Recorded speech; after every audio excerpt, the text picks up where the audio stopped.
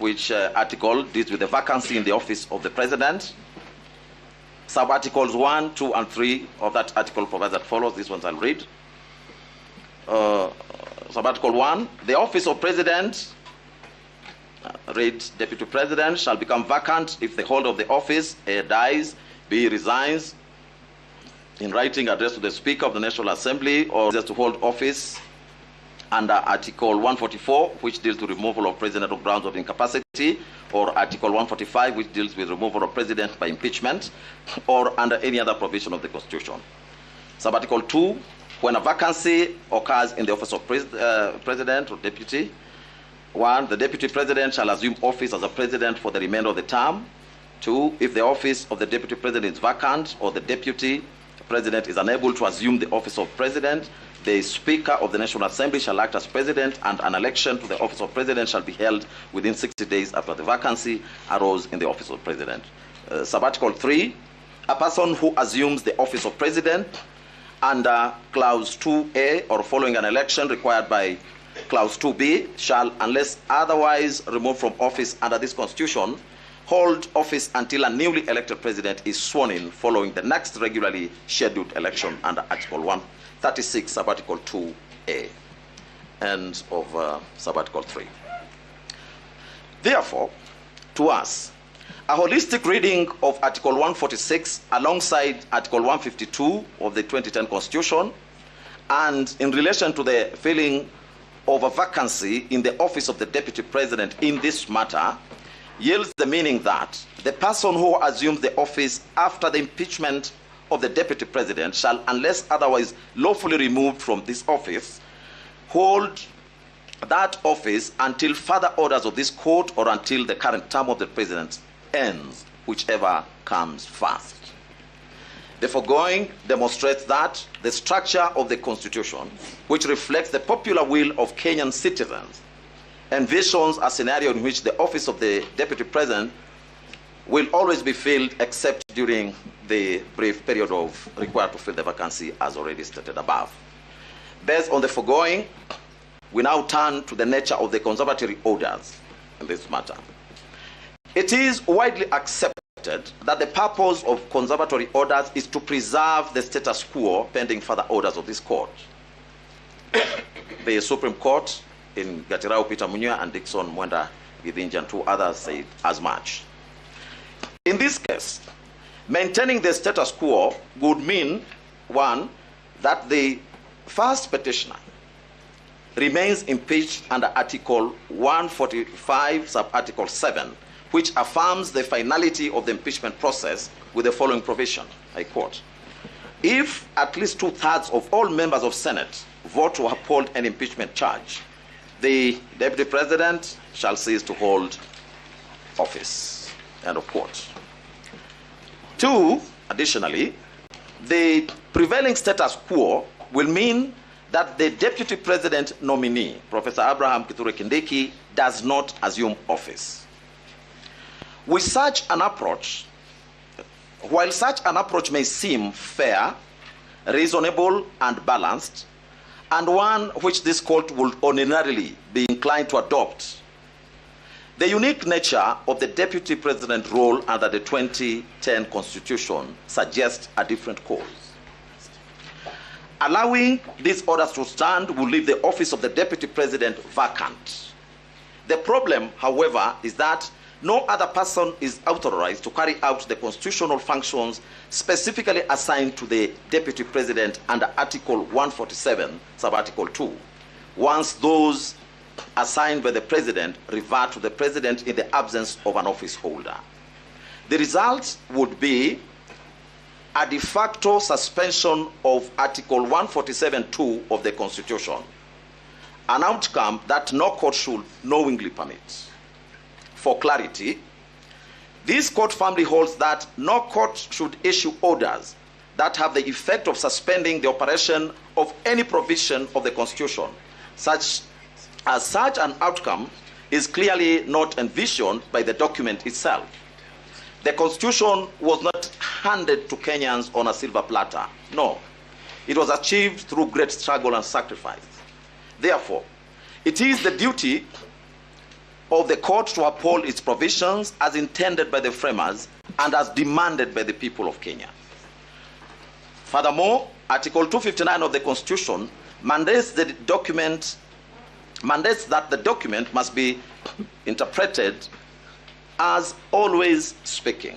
This means the Constitution is a living document designed to address contemporary challenges and to be applied consistently and continuously without interruption.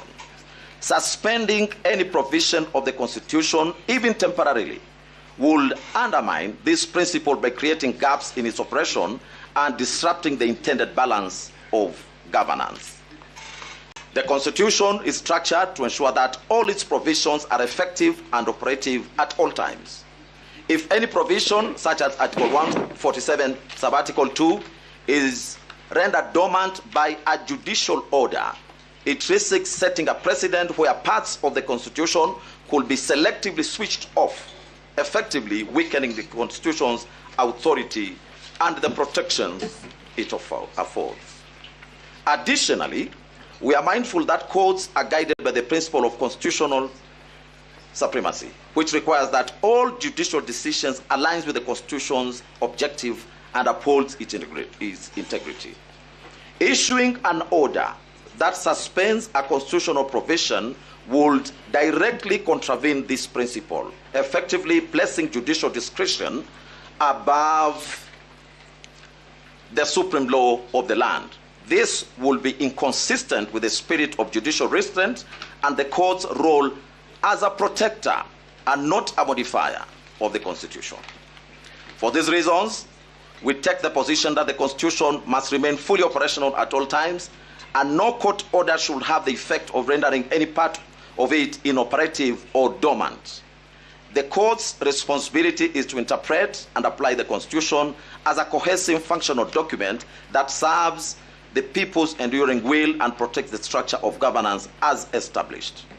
Drawing from the above, we hereby find and hold that public interest in this matter favors giving way to the Constitution, which in any event is the will of the people.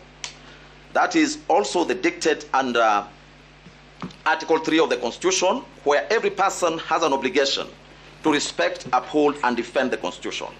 We choose to abide by that calling.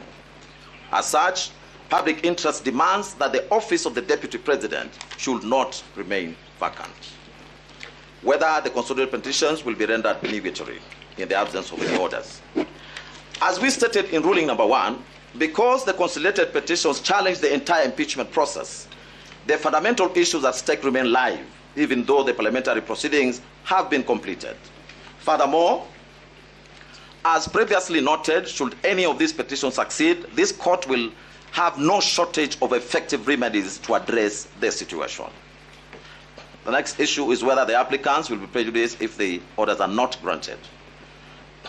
Regarding whether the applicants will suffer any harm if the conservatory orders are not granted, we find that no individual can suffer loss or damage when the Constitution is permitted to operate as intended. Allowing the constitutional process to unfold does not in itself result in detriment, as it upholds the rule of law and respects the framework agreed upon the people. The applicants also urge the court to grant the conservatory orders, expressing concern that the respondents have a history of disobeying court orders, and that once the office of the Deputy President is filled, it will be impossible to remove the appointee, even if the petitions were successful. However, this court takes the view that it cannot operate under the assumption that its orders will be disregarded. This country has legal mechanisms to address any acts of disobedience of court orders. Moreover, the Honorable Attorney General, through Senior Learned Counsel Professor Gitu Mugai, has given an undertaking to comply fully with any orders which would be issued by this court in this matter. As such, we find that the applicants do not stand to suffer any prejudice in the event the conservatory orders are not granted. This position, as we conclude, we reiterate that this matter holds significant public interest, and we remain committed to an expeditious examination of the petitions.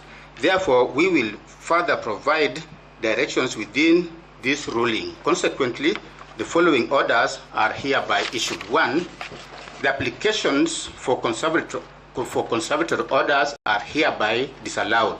2.